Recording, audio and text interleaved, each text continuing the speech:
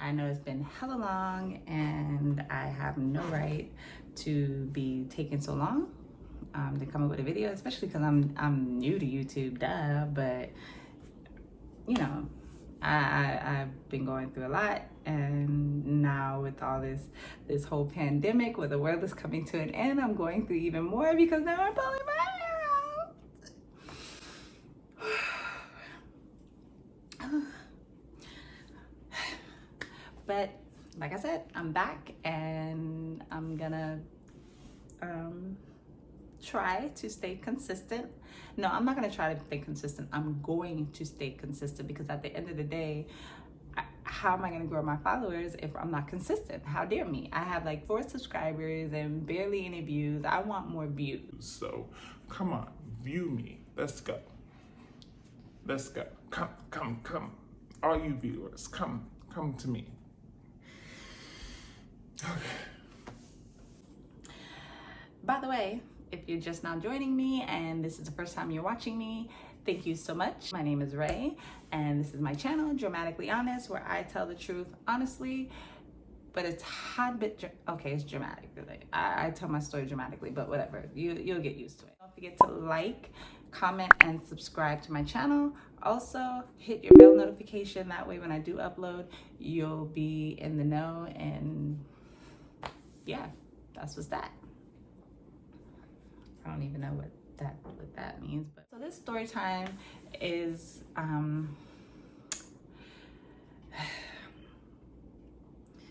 it's a little embarrassing, but it seemed to be, at that point in time in my life, it seemed to have been the theme of my life. So this story time is how I found out I was the side chick.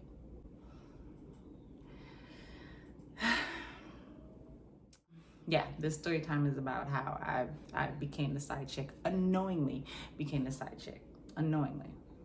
Let's put that out there. I was unknowingly the side chick. I can't stress this enough. I did not know I was the side chick, okay? Okay? To all you mofos who want to be like, oh, she was a side chick, oh, you remember how, stop. Calm down. I didn't know. Okay. All right. Okay. So I met this guy. We'll call him Mark. I met him like way back in the day, and how I met him is because I had this raggedy ass car. Let me tell you how raggedy this car was. I paid $600 for the car. That shit was raggedy. Like it was so raggedy. Like I had to, in order to reverse out of a parking spot, I had to like Flintstone. Like I had to take my foot and I had to Flintstone out of that parking spot. Whatever. It was a car though. It got me from point A to B. I used to get to work. I used it to link up with my dude, or if I had a dude, I used it to go to the mall. You know, it was still my baby. Just to give you a little idea of what it was at the time, it was 1996 Dodge Neon, and it was raggedy. So this day, and when I met this guy, which, like I said, did I always say we're gonna name him? We're gonna name him Mark. The day I met Mark, I was driving to work and, you know, jamming to my tunes, like, hey, you know, getting my little bounce, like, driving in my car, like, can't nobody tell me nothing. And then all of a sudden, whoosh, my car overheated and a cloud of white smoke came through the vents. I will never forget that because I was so scared. When I pulled this car over, I actually did a tuck and roll out of that goddamn car and like ran for my life, like expecting the car was just gonna go boom, like explode. Of course it didn't, but whatever, I don't care. Like it was that serious because I've never seen, I've never witnessed anything like that. Was like, why would white smoke come through the vents on the inside of the car? Like I've seen cars overheat, but it you know, it's on the outside. Why are you coming? Why is all this? I mean, it was smoke everywhere. So whatever. I'm sitting on there on the side of the road, boo-hoo crying, refusing to go back in this car because I swear the car is gonna explode on me. And yeah, like I don't even want to open up the trunk. I don't want to do nothing. I don't want to touch nothing on this car. All I'm doing right now is crying on the side of the road, thinking to myself how life is just so miserable. Like my life is over. This car, oh my God.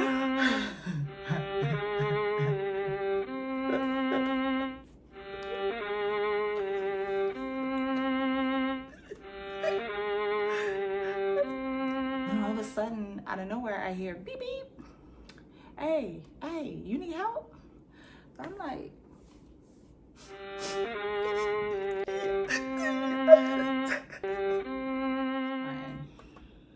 okay.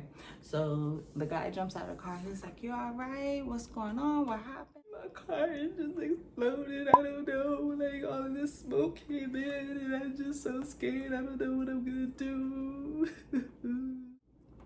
And you know, homeboy felt, I'm pretty certain he was looking at me like all types of crazy, like, what is wrong with this girl? It's not that serious.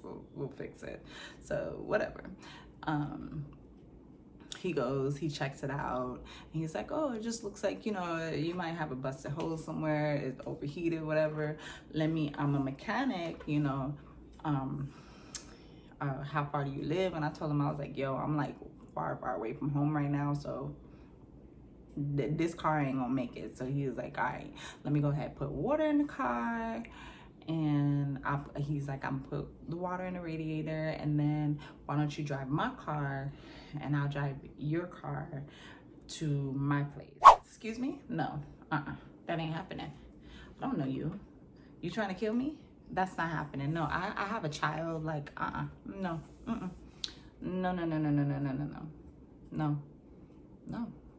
just no. I'll catch the bus. No, I'm not. My pride will, ain't nothing wrong with my pride. I'll get on the BCT. I'm good. So of course he's like laughing at me like, nah. Wait. I got a kid of my own. I'm not trying to jeopardize my freedom for nobody. I'm not trying to kidnap you. It's broad daylight. I live in a gated community.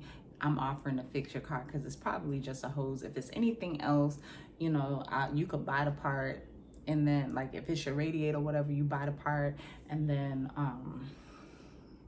I'll still fix it for you at no charge. He was like, do you have a mechanic? I'm like, no. He was like, okay, so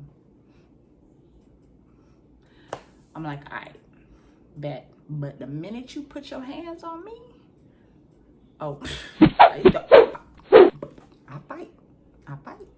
I ain't scared of nobody. So we get in the car, like I get in his car, which it was a nice car too. He I'm not gonna lie, let me tell you about this guy. He was really, let me just describe him to y'all. He was probably like 5'8". No, I'm giving him too much height, because I'm 5'3". He was a little on the short side, so I'm gonna give him 5'7". He was about 5'7", a little, he was like lightish brown, like, and he's, you know, slender build, and he was Jamaican. Now, I have nothing against Jamaicans, not one thing. My father is Jamaican. Let me just put that out there. But Jamaican men, for me, Jamaican men, one, they have always been my weakness. Or island men in general have always been my weakness. But Jamaican men, it's just something.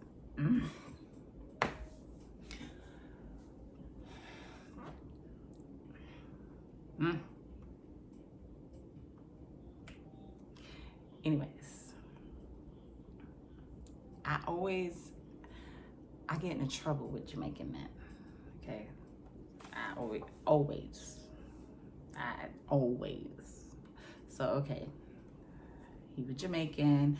He had his, you know, that Jamaican swag. Like, he real nice, just nice looking man, but, you know, don't trust him. So whatever, we long story short, we driving. I'm following behind him, and he's driving his raggedy ass car. He did put water in it or whatever, or coolant, because he did have some in his car. I guess, you know, he he was ready. He had jump cables, tools, whatever. But he put the coolant in the car. He gets in my car. I follow behind him, and we get to his place, which happened to be a gated community, which was, you know, and it was like a complex. It wasn't like a house or anything. It was a complex. So I'm like, all right, bet. So, anyways, we get to his place, and you know, he parks the car, and then he's like, all right, let me go ahead and take you home. And you know, he was, I started to feel at ease because, you know, we did have a lot in common. We on the route to my house, you know, we're conversing. He's telling me, oh, you know, don't worry about the repairs, I got you. I'm pretty certain it's just a hose, whatever. And you know, he was telling me about at the time he had just had a daughter. I think she was like 7 or 8 months old, I'll say. Red flag. And then I had my son, and my son at the time, he was maybe like 3 or 4. Probably not even 4, maybe, I'm gonna give him 2. Maybe my son was 2 at the time.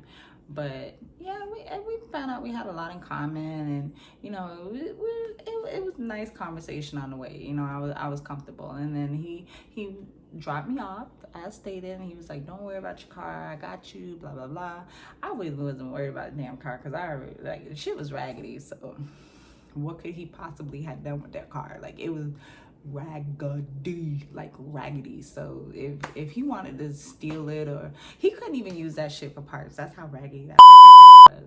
But ooh, I can't say that F word, but whatever. But that's how raggedy that car was. Anyways, so he did end up fixing a car for me, like getting it up and running where I could get from point A to B, and we actually ended up forming a friendship. You know, and it was a pretty good friendship. He made great conversation. We was talking on the phone for hours. At the time, I think Tanya Stevens, she's a Jamaican artist, a reggae artist. She had just came out with her album, and he know I like a lot of the songs off of it. So he went out of his way, and he called me one day, like. It was funny how he did it, because he bought me at that time, like CDs were still we would buy CDs, you know. That's how far back it was. Like, we was still buying CDs.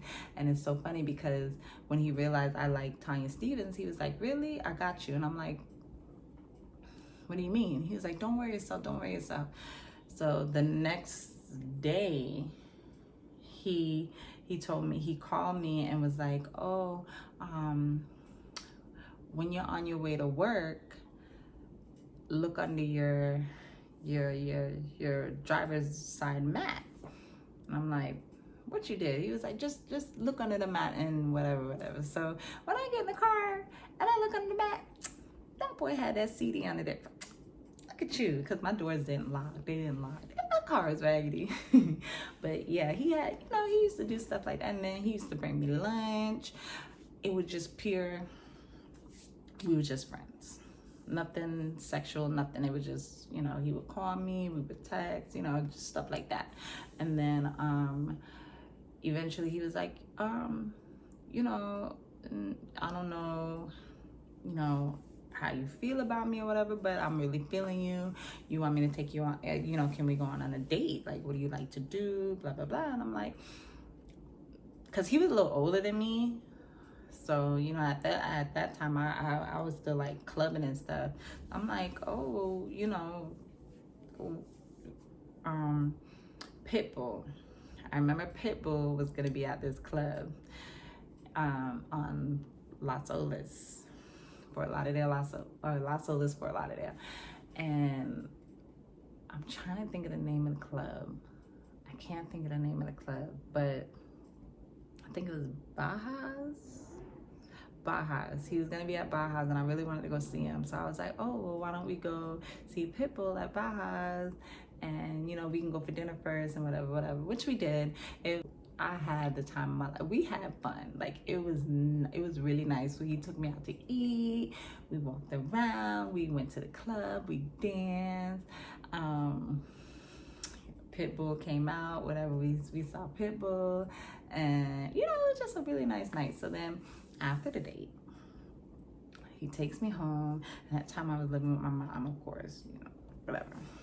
And he goes, well, you know, the night was nice, you know. And I was like, yeah, it was.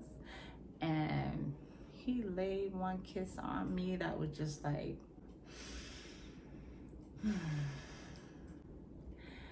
and I was just like so lost for words. And I ain't gonna lie, the hoe came out of me, and we did it. We did it that night in the back and in the front seat of that BMW. And he tore my ass up. And I ain't had no regrets. It was good. It was real good. For him to be so short and slender, he was strong. He was strong. Ladies, I know you know what I mean by strong. He was. So after that, of course, you know, I'm thinking to myself like, okay, we done made it official. We done did it. We was dating. You know, that's my man. You know, like we was like really kicking. Like we was really a couple. Like, you know, he would call me, check up on me every day. We would go out. We would kick it. We would chill. And then he worked in construction. So there was at one point, like he had to work way up north, and he wanted me to come see him, so I drove all the way up there, not in my car. He got his homeboy to give me his car. Like I went to his homeboy's house, picked up his homeboy's car, and I drove all the way down there, and you know, we did our thing, and it was nice. Like it was really nice. He used to give me money. Like this was a real relationship. Until I got a phone call out of the blue. Now, I will say before this phone call happened, I noticed little things, like he was starting to pull away. Red flag. And y'all know what I mean by pull away. Like he wasn't texting as much. Red flag. Or I would call and he wouldn't answer like he used to. Red flag. Because all before he would answer like first ring. And then I noticed all of a sudden it was like he wouldn't answer certain times, or he wouldn't call me as much. Like stuff started dwindling down. So I'm thinking to myself, like in the back of my mind, I'm like, is there somebody else? And I asked him, I was like, you know, is there somebody else? He's like, no, it's just me and you my girl. I really like how we're vibing, whatever. And I'm just like, okay, but I feel like things are different. And he's like, no, you're just being paranoid, and you know, just focus on us. We good. And I'm like, if you say so. I mean, come on now. We all know when a man starts pulling back, he's pulling back because somebody else has his attention, or he no longer wants your attention, or however it goes, but something is brewing. And something was brewing. So one night I get a call. Like my phone is ringing, and it's ringing unknown. I don't answer unknown numbers. I'm not gonna answer unknown numbers. I still don't to this day answer unknown numbers, because I feel like there's no reason for me to answer an unknown number. If you come up unknown, you're gonna stay unknown. Simple as that. You blocking a number, and I don't have the patience or the time for it. I don't even answer numbers that aren't stored in my phone. If you're not stored in my phone, I'm not answering you. That's period. If I don't know who you are, there's no reason for me to answer the phone. So whatever. This number or this call kept coming up unknown. I'm like, I'm not answering that or whatever. And it kept ringing and ringing. Like the person would hang up and then call right back, and I'm like, I'm not answering this. So then finally, I guess the person realized, like, damn, this chick is not gonna answer. So I'm gonna unblock my number and I'm gonna call her. And that's what they did. They unblocked their number and then they called me. And the number registered. So I'm like, okay, I'm still not gonna answer it. You extra brave. I'm not gonna answer this. So they hung up and they called right back, and I'm like, all right, whatever, let me answer it. Why did I answer it? I answer this phone, And the person on the other line, it was, of course, it was a female, and she's like, the first thing comes out of her mouth, I'm like, hello, you know, in my sweetest tone. Hello. Who is this?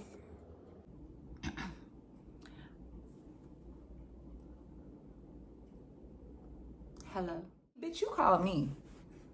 Don't you ever, like, I can't stand that. Like, one thing us females need to stop doing, when you see another female's number in your man's phone, don't call the other female talking about who is this. Bitch, that's rude.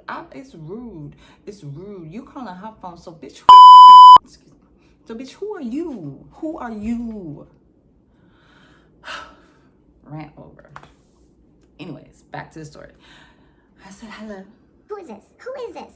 I said, let's try this again. Since you called my phone, I'm gonna say hello again, and you're gonna identify yourself, because you're not gonna call my phone questioning me who I am. Obviously, you know who I am if you're calling my phone. How'd you get my number? And she's like, oh, don't worry about all that. Do you know Mark?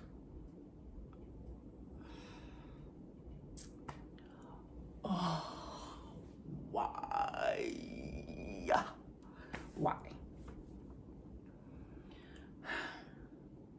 My heart sank right then and there. And I'm like, damn, all I keep thinking in my mind is, damn, you stupid, Ray. You mad stupid. Like, you knew it. Like, you freaking knew it. You knew it. And you continue to mess with me. You continue to get this man your vagina. You continued, even though he was pulling away. You know it. You know it. You know it. So I gathered myself together before I answered. And that pep talk I had in my head, 2 seconds flat. Then I got back to the girl on the phone. I said, well, don't worry about how I know Mark. I would like to know, what are you doing with my phone number? And who the hell are you to be calling me, questioning me? You're out of pocket. What do you mean I'm out of pocket? What do you mean I'm out of pocket? How dare you? First of all, what is your number doing in my man's phone? And who the fuck is this? And all this yap, rah, shish, boom, ba. And I'm just like, girl, can it? I said, first of all, didn't your mama ever tell you not to call strangers? If obviously I'm a stranger to you, because my number was not meant for you. Why are you calling me, asking me about your man? That's you. First of all, you being disrespectful. How am I being disrespectful? I'm like, you gonna stop yelling or not? I said, because number one, I don't have to tell you nothing. And number two, who I am is none of your goddamn business. Go ask Mark. Ask Mark who I am. He'll tell you who I am. And then after you finish asking Mark who I am, do me a big favor. Delete my number and don't ever call it. Oh, well, did you know that he's still with his baby mother? I'm his baby mother. I am his wife. I said, Of course, I didn't let her know that I was in shock, because I was just like, oh my God, I'm a mistress. And I didn't even know I was a mistress. Oh my God. I didn't let her know I was having this mental breakdown. But deep down inside, I was just like, oh my God, I'm such a whore.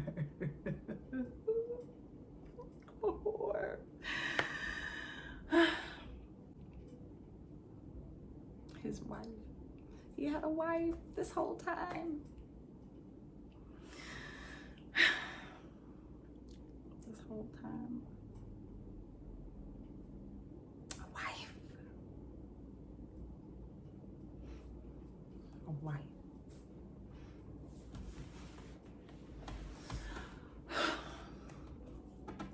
So I let her run her mouth.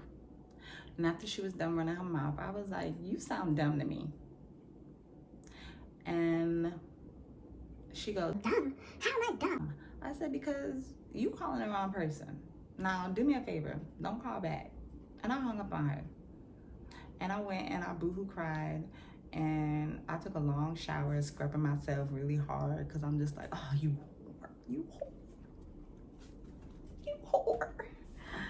And then,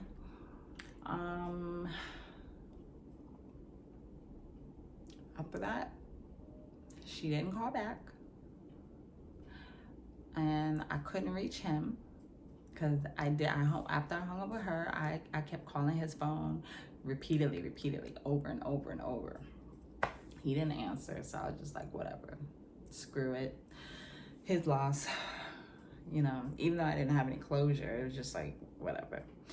But he did call like 2 weeks later, he called, and I was like, what's up, what the fuck? And he was explaining to me, the whole time we messed around, she was in Jamaica, but she was coming back, and yeah, that's my wife. I didn't want to tell you because I didn't want you to leave, and blah, blah, blah, blah, blah. So I was pretty disappointed, and it is what it is. I mean, although I will say, she did get under my skin.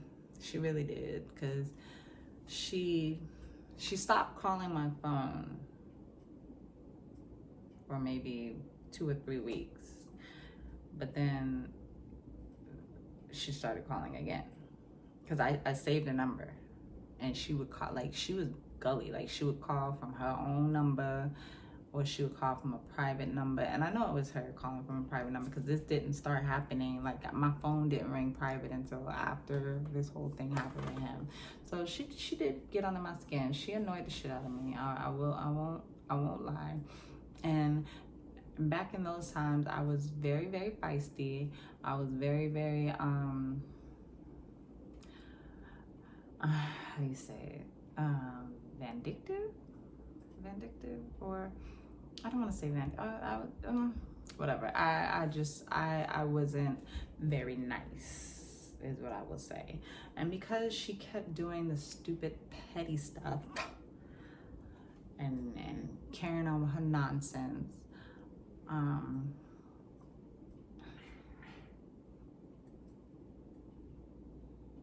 I messed with him once in her house. Not on their bed though. Not on their bed. It was on their bed. I did. And after that, I never spoke to him again. I did not talk to him again after that. I just blocked, delete. And that was that. That was the end of Mark. That was the end of Mark. And that, my friends, is how I was the side piece without knowing that I was the side piece. Which, like I said, for whatever reason, at that point in my life, that seemed to be the theme of my life. Luckily, it's not like that anymore. I've grown way past that, because you attract the energy that you project. And at that time, I probably projected that energy for all those dirtbags, because I was on something else. I was, oof. Anyways, well, that concludes my story. Again, if you want to hear more of me or see more of me, hit that subscribe button. Don't forget to turn your notifications on so you know exactly when I upload. And I hope everybody is staying safe, staying home, and we'll resume our regularly scheduled program next week. Bye guys, love you.